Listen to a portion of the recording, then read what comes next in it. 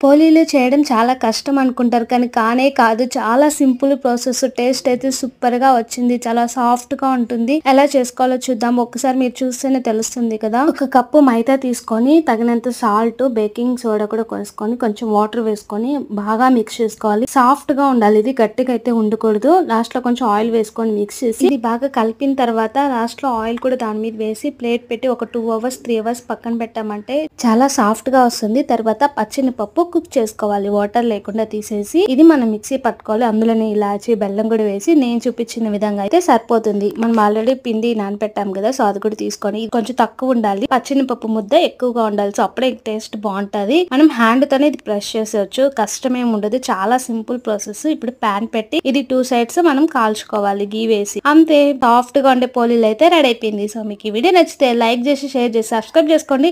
ఎలా వచ్చిందో మర్చిపోకుండా కామెంట్ చేయండి. Thanks for watching. ప్లీజ్